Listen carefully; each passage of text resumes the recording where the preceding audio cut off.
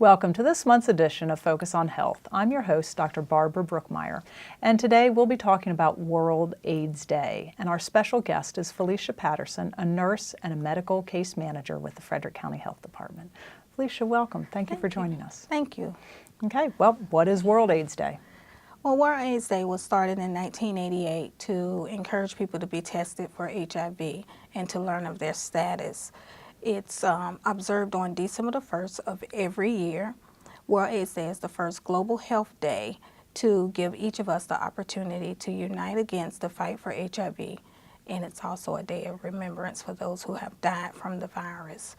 World AIDS Day reminds us and our government that though there have been great strides in the medical advancements of treating HIV, there's still much to be done until we have a cure. People in the community can show their support of this day by wearing a red ribbon and having an HIV test. Okay. Well, I think you already anticipated what my next question was going to be, which is why is it important to still, well, I'm not sure if it's celebrate, commemorate, or recognize or think about AIDS? Well, there are 1.2 million people living in the U.S. with HIV. And Maryland ranks among the top 3 states for HIV cases. The fastest growing population right now is young gay men. Knowing your status is important because if you know early, treatment can begin early, possibly prevent before symptoms appear, possibly preventing a person from progressing to AIDS complications. So I understand that the screening recommendations, that maybe there have been some changes recently about who or when people should be screened for HIV. Could you talk a little bit about that? Yes, that recommendation came from the Preventative Services, the U.S. Preventative Services Task Force. It's a panel of about 16 national experts who currently practice in their chosen fields of clinical and preventive medicine, which could include primary care, internal medicine, family medicine, behavioral health, pediatrics, and nursing. Each member on the task force volunteers their time. The task force works to improve the health of all Americans by making recommendations about clinical preventive medicine and services. The task force new recommendation was HIV testing was elevated to a grade A recommendation, meaning HIV testing is the standard of care, and insurance companies must cover the cost of HIV testing as they would any other recommended screening, such as diabetes, hypertension, and so forth. Wow, that's a big deal. So insurance companies must cover that at no cost to individuals. Correct. Yes. Boy, that is great. And so even people who have high deductible health insurance plans, this, because it's been approved by that task force, means that people should be eligible to get that screening test at no cost, even if they have a high deductible plan, haven't met their deductible. That is correct. Okay, very good news. Well, there's also something new that I wanted to ask you about. I heard that there's like a prevention medicine that's available for people who are at really high risk for coming in contact with HIV? Yes, that's called pre-exposure prophylaxis, or PrEP for short. It's a medicine a person takes once every day. It's effective in reducing transmission by 97%, or about the same as when a condom is used correctly. Combined with a condom, a person is considered doubly protected. The medicine name brand is called Truvada, and it must be prescribed and monitored closely by a doctor. It's the first breakthrough in HIV prevention since the beginning of this epidemic.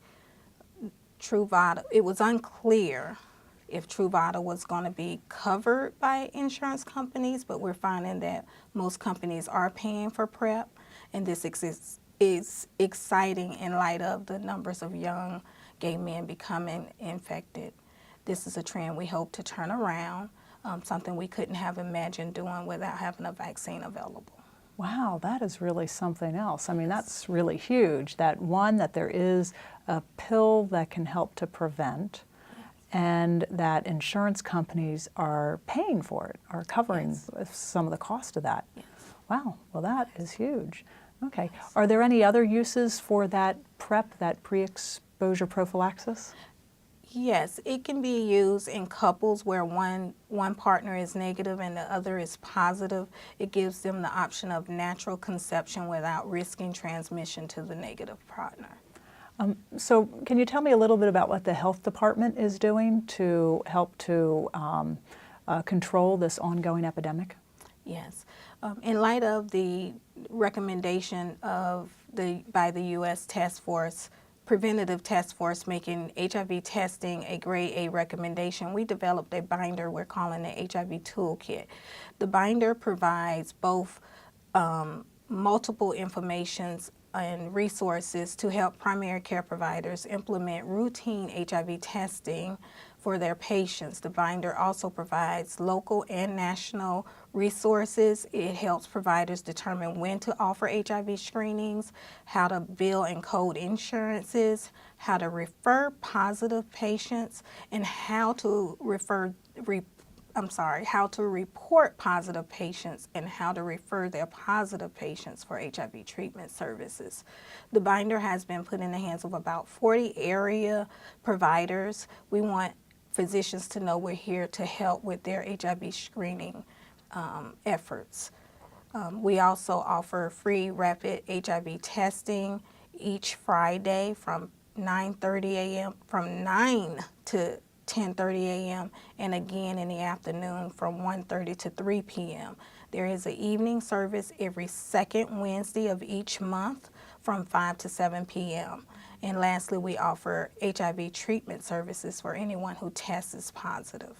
Wow, boy, that's great. That is a lot of extra value and service that's available here. So, I think, so what I heard you say is that primary care providers, you're trying to make sure that they have the resources that they need and the understanding of how to bill and code for the testing. So anyone who wants to get tested should be able to get that through their primary care provider, especially if they have insurance, because insurance now covers it. But if people don't feel comfortable going to their primary care provider, or maybe they don't have insurance, then they can come to the health department. So how do people make an appointment? Can they make an appointment to come to the health department? Yes, information and appointments can be obtained by calling 301-600-3342. And again, that number is 301-600-3342. That's great. Well, Felicia, thank you so much for coming here, talking about World AIDS Day, and giving us some really new and exciting information about both prevention and also the screening for HIV and AIDS. And now, please stay tuned for this month's Medical Myths. Shout out to the middle schoolers. If you are looking to break out of boring, have some fun, and get some exercise, consider volleyball. Volleyball increases energy, burns calories, improves hand-eye coordination, strengthens and develops fast reflexes, improves mental health, and enhances the health of bones and joints. Beginner and intermediate groups are starting. Whether you know nothing about volleyball or everything about volleyball, come on out and make some new friends. For information on how to register, please call 301-600-2936 or visit recreator.com. For years, we've been introducing children to the natural world here at Fountain Rock Park and Nature Center, and we're excited for an opportunity for them to come explore with us week after week. Starting in fall of 2014, we're offering a new program designed for 3 to 5-year-olds called Nature Academy. Our goal is to get kids outside, experiencing hands-on learning and discovering nature every day, rain or shine. Learn more in our Recreator brochure or at recreator.com. And now here's this month's Medical Myth. This month's Medical Myths segment focuses on diabetes. The first myth is that people think that they would know it if they had diabetes. Well, that is not completely true. While it is true that eventually someone who has diabetes will get sick enough to require medical attention, people who are in the early stages of diabetes may not have or recognize symptoms, yet the damage is already occurring to the vital organs and systems in the body. It is estimated that 1 out of 11 people have diabetes, and 1 out of 4 people do not know they have diabetes.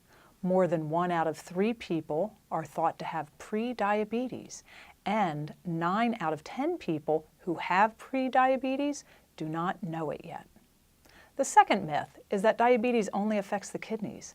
The truth is, people with diabetes, even well-controlled diabetes, have a higher risk of serious health complications including blindness, heart disease, stroke, and loss of toes, feet, or legs, in addition to the risk of kidney failure. The third myth is that the only people who have to be concerned about developing diabetes are only people who are overweight or only people who have a family history of diabetes. Well, the truth is that any of the risk factors can create a risk for you. The major risk factors that by themselves and in combination are enough to increase your risk of developing diabetes are being overweight, having a family history, and having diabetes while pregnant. Any one of those conditions is a risk factor for developing diabetes. The final myth is that people believe that there is nothing that they can do to prevent or delay developing diabetes. The truth is that losing weight, eating healthy, and being more physically active have been proven to prevent or at least delay diabetes. If you have diabetes, you can manage it. To learn more, go to www.cdc.gov/diabetes/NDEP or speak to your healthcare professional. And now here's Angie Blair with this month's Health Tip. Hello, this is Angie Blair, Health Educator with the Frederick County Health Department. This month's Health Tip is brought to you by the Tobacco-Free Frederick program of the Behavioral Health Services Division. 2015 is just around the corner, and now is the time to start planning your New Year's resolutions. During the holiday season, many people decide to improve their lives by creating resolutions to lead a healthier lifestyle. If you are a tobacco user, preparing now to quit in 2015 may be the best health decision you will ever make. Tobacco use, including cigars and smokeless tobacco, remains the single most preventable cause of disease and premature death in the United States. Despite this, more than 45 million Americans continue to use tobacco. According to the CDC, cigarette smoking is estimated to cause 480,000 deaths annually, including deaths from secondhand smoke exposure. On average, adult smokers die 10 years earlier than non-smokers. In Frederick County, approximately 12% of adults and 9% of youth were current tobacco smokers in 2010. While these numbers have decreased over previous years, far too many of our family members, children, friends, and co-workers currently use tobacco. Between now and January 1st, prepare and commit to quit smoking in 2015. Start by talking to your doctor or healthcare provider about quitting tobacco. Think about your environment and what you may need to change. Many people find it helpful to take action to prepare before they quit. This can include removing tobacco products and ashtrays from your home and work, making your home a smoke-free environment, cleaning your car of any tobacco products or smoke smell, creating a new daily routine that doesn't include tobacco, and developing a quit plan. Research shows that individuals who receive support are more likely to be successful in quitting. So when you're ready to quit, reach out to one of the many effective and free cessation programs available. The Frederick County Health Department provides group and individual counseling. Frederick Memorial Hospital holds monthly group classes, and the state quit line, 1-800-QUIT-NOW, is available 24 hours a day, 7 days a week. All of these services provide free advice, support, and nicotine replacement therapy such as patches, gum, and lozenges. Tobacco is very addictive, which can make quitting challenging. Most people make multiple attempts, but don't give up. Prepare now and be tobacco-free in 2015. Find Tobacco-Free Frederick on Facebook or call the Frederick County Health Department at 301-600-3357 for more information about the free tobacco cessation programs available to you. Thank you for tuning in to this month's Health Tip. And thank you for joining us for this month's edition of Focus on Health. Please join us next month.